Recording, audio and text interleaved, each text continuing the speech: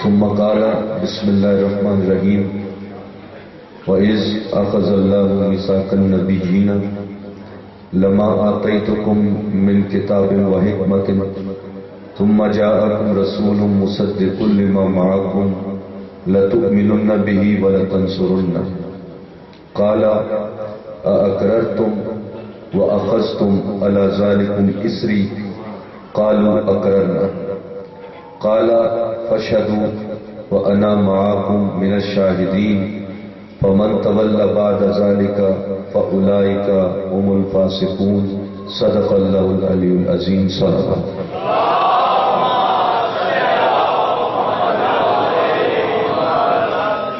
اللہ رب العزت نے قرآن مجید کا تیسرا سورہ آل عمران میں ارشاد فرمایا وَإِذْ أَخَذَ اللَّهُ مِيثَاقَ النَّبِيِّينَ جب اللہ نے تمام نبیوں سے میثاق لیا لما آتیتکم من کتاب و حکمہ میرے نبیوں جب میں تمہیں کتاب اور حکمت دوں ثم جاءکم رسول پھر اس کے بعد تمہیں کتاب اور حکمت ملنے کے بعد جاءکم تمہارے پاس آئے گا رسول ایک رسول مصدق وہ تصدیق کرنے کے لیے آئے گا لما معکم اس کتاب اور حکمت کی جو تمہارے پاس ہے لتؤمنن به ہر حال میں تمہیں اس رسول پر ایمان بھی لانا ہے وَلَتَنْصُرُنَّ اور اس رسول کی نصرت بھی کرنی ہے مدد بھی کرنی ہے اور پھر کہا قَالَ أَأَقْرَرْتُمْ کیا تم اقرار کرتے ہو وَأَخَذْتُمْ عَلَى ذَلِكُمْ إِصْرِي اور میرے اس بھاری بوجھ کو اٹھانے کے لیے تیار ہو تو قالوا نبیوں نے کہا اقررنا ہم اقرار کرتے ہیں قال فاشهدوا کہا گواہی بھی گواہ بھی وانا معكم من الشاهدين اور میں تمہارے ساتھ اس گواہی میں شامل ہوں فمن تولى بعد ذلك فاولئك هم الفاسقون اب جو کوئی پھر گیا تم میں سے تو وہ فاسق ہے بہت لمبی تفصیلات ہیں ان دو آیات میں اس مضمون میں ایک مختصر نشست میں سب کو بیان کرنا ممکن نہیں ہے لیکن تھوڑی سی کیونکہ سے آیا میثاق کہتے ہیں تھوڑی سی وضاحت کرتے ہیں ایک نقطہ بھی اگر ایک نشست میں سمجھ میں آ جائے تو وہ کافی ہوا کرتا ہے تو اسے آیت میثاق کہتے ہیں اللہ نے جو نبیوں سے معاہدہ ہوا تھا میثاق کا نام اسے دیا اچھا یہ ذہن میں رہے کہ یہ عہد نہیں ہے معاہدہ ہے عہد اور معاہدے میں فرق ہوتا ہے عہد ایک کی طرف سے ہوتا ہے معاہدہ دو کی طرف سے ہوتا ہے میں سمجھاتا ہوں کیسے ابھی مجھ سے پہلے اشعار پڑھے جا رہے تھے وہ اکیلے پڑھے وہ ہے شعر اور اگر 8-10 حضرات بیٹھے ہوتے اپنا اپنا کلام پیش کرنے کے لیے تو پھر شعر نہیں ہونے تھے پھر ہونا تھا مشاعرہ اسی طرح سے ابھی میں گفتگو کر رہا ہوں تو یہ ہے کلام لیکن اگر بولنے والے مجھے بھی بولنے کا اتنا ہی حق ہے جعفری صاحب کو بھی ہے قاسمی صاحب کو بھی ہے آپ سب کو بولنے کا حق ہے مجاہد شاہ صاحب کو بھی بولنے کا حق ہے تو پھر یہ کلام نہیں ہوگا پھر یہ ہوگا مکالمہ اگر ایک بول رہا ہے تو کلام ہے زیادہ ہے تو پھر ہے مکالمہ اگر ایک کی طرف سے ہوگا تو عہد ہوگا اگر دو طرفہ ہوگا تو پھر ہوگا معاہدہ اب یہ معاہدہ ہو رہا تھا نبیوں کا اللہ سے عہد نہیں تھا اور اللہ نے اسے میثاق کا نام دیا. اور لغت سے رجوع کیا تو لغت نے لکھا، مفردات القرآن کا میں ہمیشہ حوالہ دیا کرتا ہوں، علامہ راغب اصفہانی اہل حدیثوں کے پیشوا ہیں، مکتب اہل حدیث کے، وہ لکھتے ہیں الوثاق کہتے ہیں مصدر جو ہے اس کا، کسی شے کو زنجیر یا رسی کی مدد سے جکڑ کر باندھ دینا. اب اللہ نے تمام نبیوں کو ایک مقام پر اکٹھا کر کے جو معاہدہ کیا اسے میثاق کا نام دیا، باندھ بھی دیا اسے. اور کیا کہا؟ لما آتیتکم من کتاب و حکمہ. کنہیں کہا؟ آیت پہ غور کرو. اذ اخذ اللہ میثاق النبیین، نبیوں سے میثاق لینا کہ جب تمہیں کتاب اور حکمت دوں گا، یعنی ابھی کتاب اور حکمت نہیں ملی، انہیں نبی کہہ کر پکار رہا، تو پتہ چلا کہ کتاب ملنے سے نبی نہیں بنا کرتا ہے. نبی اپنی حقیقت میں نبی ہوتا ہے. فبعث اللہ النبیین مبشرین ومنذرین وانزل معهم الکتاب بالحق. دوسرے سورے میں کہا سب کو دی تمہیں کتاب اور حکمت دوں گا. ثم جاءکم، اب یہ بھی ایک غلط فہمی ہے، اکثر جگہوں پر بہت بزرگ ہستیوں نے یہ لکھا اس آیہ مبارکہ کی تفسیر میں،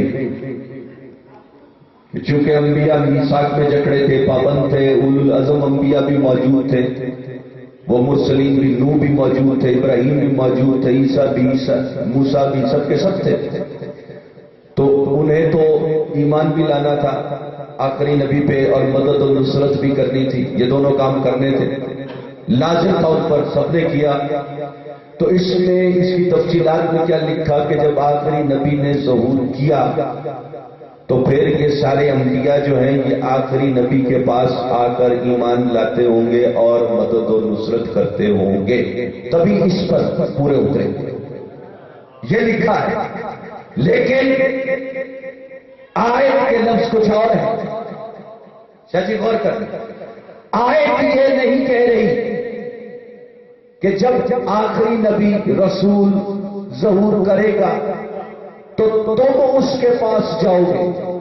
نہیں، لما آتیتکم من کتاب و حکمہ، جب میں تمہیں کتاب اور حکمت دوں، ثم جاءکم، تو پھر تمہارے پاس میرا محمد آئے گا.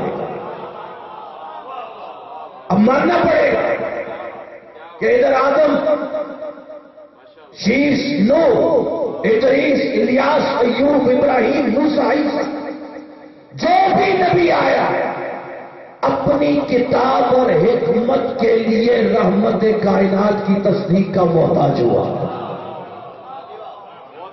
کون کرتا ہے تصدیق؟ مصدق لما معکم، اللہ نے کہا. یہ تو عام ہے، کس سے کرواتے ہیں تصدیق؟ اور تصدیق کرنے والا کب کرتا ہے؟ کبھی اس کی تصدیق کرتے ہو جسے جانتے ہیں؟ کبھی نہیں کیا. تصدیق کا اصول یہ ہے کہ اس کی تصدیق کی جاتی ہے جسے جانتے ہو.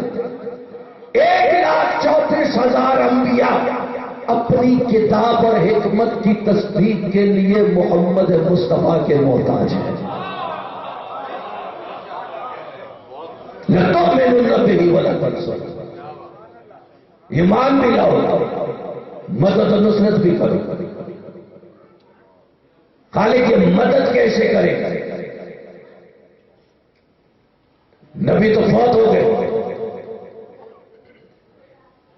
عیسیٰ علیہ السلام ہیں متفقہ طور پر جن کے بارے میں کہا کہ انہوں نے ابھی نزول فرمانا ہے. باقی کے بارے میں حضرت ادریس کے بارے میں کچھ مختلف آراء ہیں، باقی سب فوت ہو۔ ظہور مصطفیٰ سے پہلے سب نبی فوت ہو گئے، مدد کے پابند تھے۔ اگر نہ کرتے تو میثاق توڑا تھا، میثاق نہیں توڑا، یعنی مدد کی ہے تو ماننا پڑے گا کہ فوت شدہ نبیوں نے آخری نبی کی مدد کی۔ جب آخری نبی فوت شدہ نبیوں نے مدد کی تو بات کو پلٹا کر سمجھے، اگر فوت شدہ نبیوں نے آخری نبی کی مدد کی تو پھر آخری نبی نے فوت شدہ نبیوں سے مدد لی۔ پتہ چلا کہ فوت شدہ لوگوں سے مدد لینا شرک و بدعت نہیں ہے بلکہ سنت مصطفیٰ۔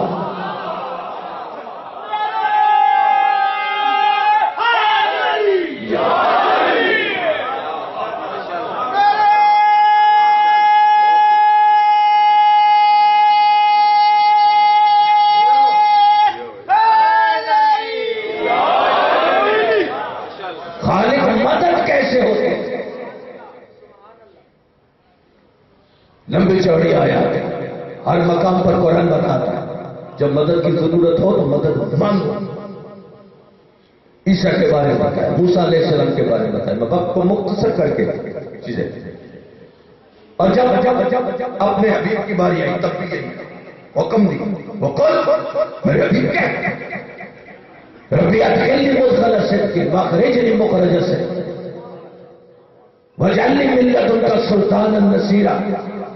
اب میرے حبیب تو مان، دعا مان، مدد مان، یا میرے رب مجھے مقام صدق سے داخل کر، مجھے مقام صدق سے ظاہر کر، واجعلنی من لدنک سلطانا نصیرا، اور میرے لیے اپنے پاس سے ایک مددگار سلطان تو بھیج دے۔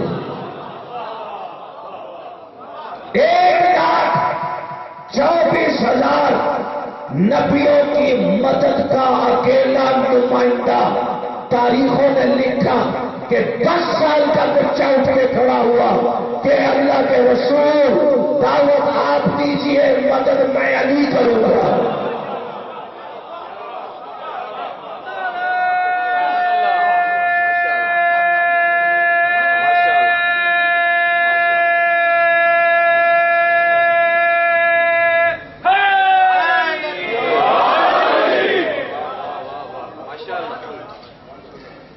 میثاق تھا،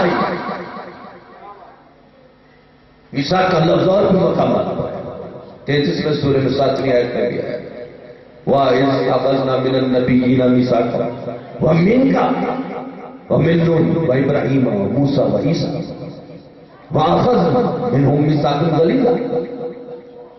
اللہ کہتا ہے جب ہم نے نبیوں سے میثاق لیا تھا میرے حبیب تب تجھ سے بھی لیا، نوح سے، ابراہیم سے، موسیٰ سے، عیسیٰ سے، سب سے لیا تھا، اور بڑا سخت میثاق تھا۔ اور ایک میثاق اولاد اسرائیل سے بھی لیا تھا، 5ویں سورے میں 12ویں آیت میں بتایا، وَلَقَدْ أَخَذَ اللَّهُ مِيثَاقَ بَنِي إِسْرَائِيلَ وَبَعَثْنَا مِنْهُمُ اثْنَيْ عَشَرَ نَقِيبًا وَقَالَ اللَّهُ إِنِّي مَعَكُمْ۔ اللہ نے بنی اسرائیل سے بھی میثاق لیا، وَبَعَثْنَا مِنْهُمُ اثْنَيْ عَشَرَ نَقِيبًا، اور ان میں 12 نقیب اللہ کہتا ہے میں نے مقرر کیا۔ یہ بھی جو قبلہ مجھ سے پہلے اعلانات فرما رہے تھے یہ نقیب تھے، انہیں نقیب ممبر کہا جاتا ہے، جسے آپ اسٹیج سیکریٹری انگریزی میں لکھتے ہیں، اسے جب آپ اپنی زبان میں بولیں گے تو نقیب ممبر ہے۔ ان کا کام وہ نہیں جو میرا کام، یہ تو میرے لیے راہ ہموار کر رہے ہیں، سمجھ رہے ہیں؟ اور اب اگر اور نقیب ممبر ہوتے ہوئے ان کی ذمہ داری تھی کہ یہ کہیں پہ رہتے ہیں، یہ اپنی ذمہ داری میں کوتاہی کر رہے ہیں، تو اب اس کے بعد جب یہ انہوں نے میری راہ ہموار کرنے کے بعد مجھے یہاں پر بٹھا دیا تو اس بٹھانے کے بعد بھی ان کی ذمہ داری یہ ہے کہ یہ پورے مجمع پر نگاہ رکھیں اور اس خطاب کو بہترین بنانے کے لیے جو جو خدمات ان سے اس دوران میں انجام دی جا سکتی ہیں وہ انجام دیں۔ انہوں نے مجمع قابو بھی کر کے رکھنا ہے، انہوں نے مجمع بنا کے بھی رکھنا ہے، انہوں نے ٹائم کا بھی خیال کرنا ہے، سب کچھ کرنا ہے۔ پیش مجھے کیا جائے، پیش مجھے کیا جائے، اور میرا کام بہت سا، میرا نقیب منبر جو ہے وہ اس نے کرنا۔ اب سمجھ رہے ہیں ساری بات کو؟ اللہ کہتا ہے اولاد اسرائیل میں نے 12 نقیب مقرر کیے، اور پھر کہا انہیں وقال اللہ انی معکم، پھر یہ کہا کہ میں تمہارے ساتھ ہوں۔ جو نقیب ہوگا اس کی پہچان یہ ہے کہ اس کے ساتھ اللہ ہوگا، اس کی پہچان یہ ہے کہ اس کے ساتھ اللہ ہوگا۔ 12 نقیب کا میں نے مقرر کیے۔ نقابت کا تقرر امت اسرائیل میں اللہ نے اپنے ہاتھ میں رکھا ہے۔ وہ تو نقابت کا اختیار لوگوں کو نہیں دیتا تو خلافت کا اختیار تمہیں کیسے دے گا؟ وہ مقرر کرتا ہے، اور جسے وہ مقرر کرے اسے وہ کہتا ہے قال اللہ انی معکم، میں تمہارے ساتھ ہوں اور کوئی نہیں۔ اور میں نے پوچھا مالک جس کے ساتھ تو ہو اس کی پہچان کیا ہے؟ کہا جس کے ساتھ اللہ ہوتا ہے۔ علماء نے لکھا جس کے ساتھ اللہ ہوتا ہے اس کے ساتھ فرشتے ہوتے ہیں۔ اب میں پوچھوں اپنے سمیت تم سب سے کہ کیا تمہیں کبھی اپنے ساتھ فرشتے نظر آئے ہیں؟ دائیں بائیں دیکھ لو، کبھی نظر آئے ہیں؟ شاہ جی کبھی آپ کو نظر آئے یا کرام کاتبین بیٹھے نظر آئے ہیں؟ وہ والے فرشتے نہیں ہیں، وہ فرشتے اور ہیں، یہ تو ہمیں بھی نظر نہیں آتے۔ اچھا کیا کرتے ہیں یہ؟ کیا یہ رجسٹر ہوتا ہے؟ ہم جو کچھ اللہ سے چھپ کے کر رہے ہوتے ہیں یہ وہ سب کچھ لکھ رہے ہوتے ہیں۔ نہ تمہیں کبھی اپنے کندھے پہ بیٹھا فرشتہ نظر آتا، نہ تمہیں اپنے کندھے پر موجود اپنے اعمال نامے کا رجسٹر نظر آیا۔ تمہارا اعمال نامہ تم سے بھی پوشیدہ ہے۔ اب فرق سمجھو ان میں اور خود میں۔ تمہارا اعمال نامہ چھپا ہوا ہے، ان کا اعمال نامہ چھپا ہوا ہے۔ تمہارا چھپا ان کا چھپا ہے۔ فرشتے ہوتے ہیں سر، تاریخ میں لاؤ ایسا کوئی اس ممبر پر بیٹھنے والا جو یہ دعویٰ کرے کہ میرے ساتھ فرشتے ہوتے ہیں۔ میں فرشتوں کو دیکھتا ہوں، ایک ہی گھر مجھے نظر آتا ہے، کبھی روٹی مانگ رہا ہے، کبھی جھولا جھلا رہا ہے، کبھی پانی بھرنے آ رہا ہے، ایک ہی گھرانہ ہے۔ اور یہاں پر میں ایک بات ضرور سنا، اور میں تو ان کی فراست کو سلام کہتا ہوں۔ کاظمی صاحب نے پہلے سن رکھی ہے بات، پاکستان کی بہت بڑی مذہبی سیاسی جماعت کے سب سے بڑے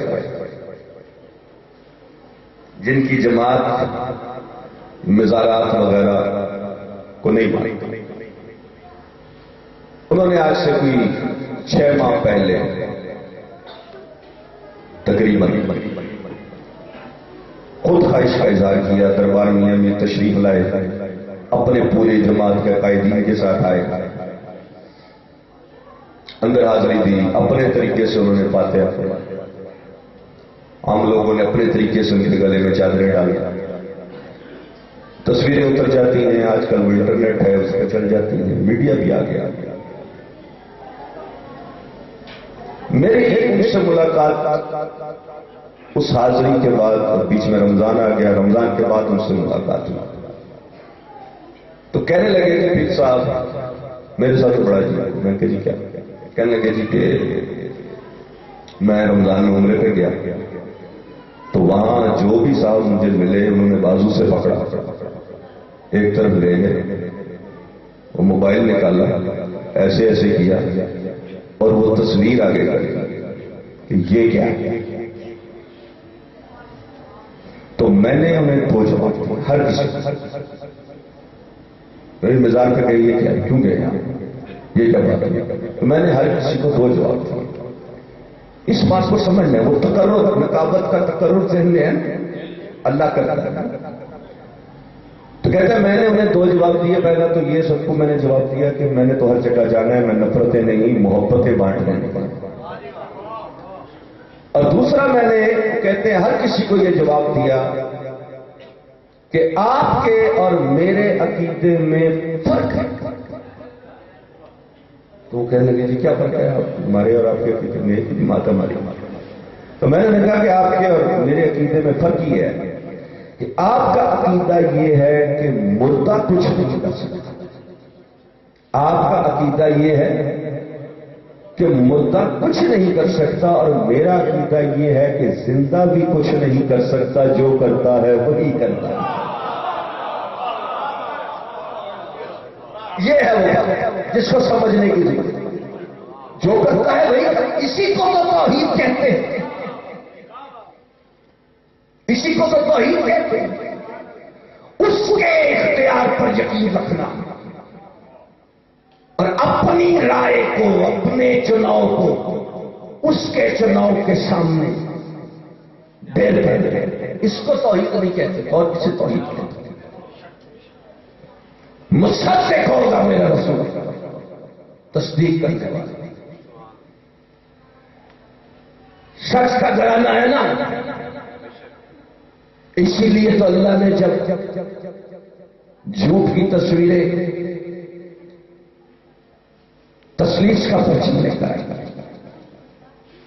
3 دن تک مسجد نبوی میں مناظرہ ہوا، نہیں مانی.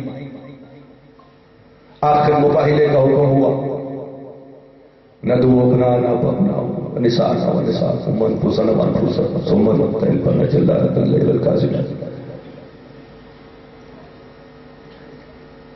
اس ایک بات کو اگر آج ہم سب ایک سبق سمجھ کر لیں، میں سمجھوں گا آج کی اس نشست کا مقصد پورا ہوگا. 3 دن سے وہ رحمت کائنات صلی اللہ علیہ وآلہ وسلم کے ساتھ بحث ہوئے، معاہدے کے میدان میں آ گئے.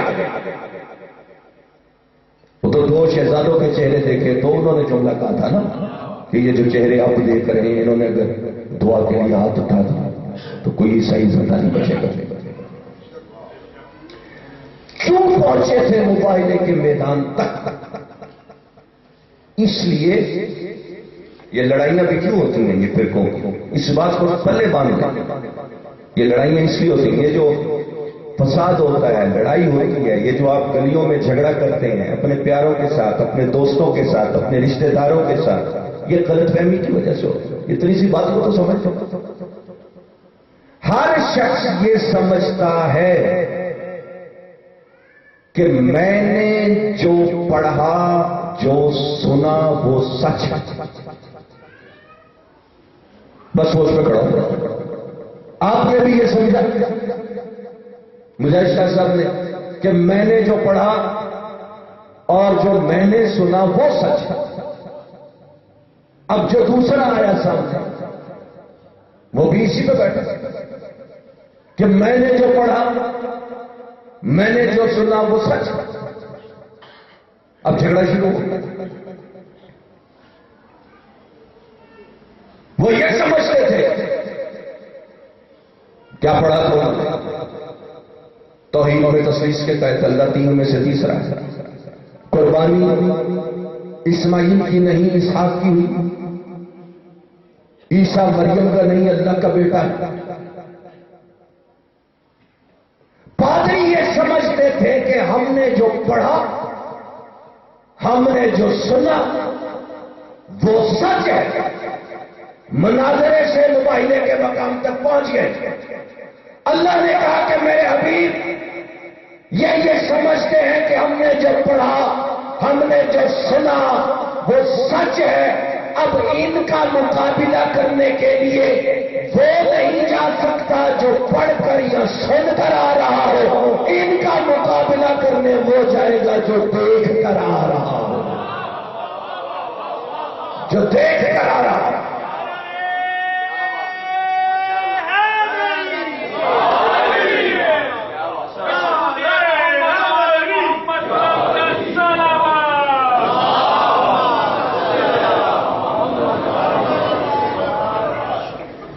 جو ادھر سے دیکھ کر آ رہا، کیا ادھر آ کر وہ مخلوق سے مدد مانگ سکتا؟ عالم الناس ینصرنا نہیں۔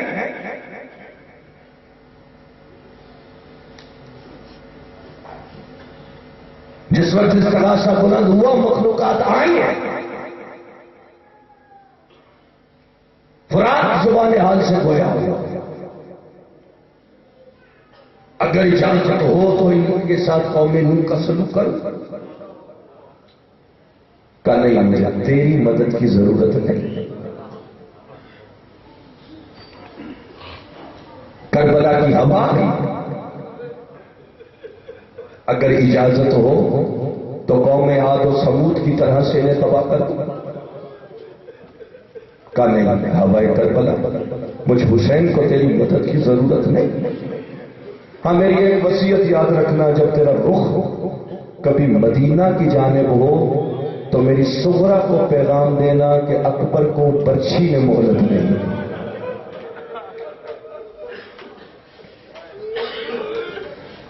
زمین کربلا نے زبان حال سے فریاد، مولا اجازت ہو تو انہیں اپنے اندر نکل۔ کہا نہیں، زمین کربلا مجھے حسین کو تیری مدد کی ضرورت نہیں۔ ہمیں یہ وصیت یاد رکھنا، جب میں اپنا شیرخوار اصغر تیرے سپرد کروں، اس کے معصوم لاشے کی حفاظت کرنا۔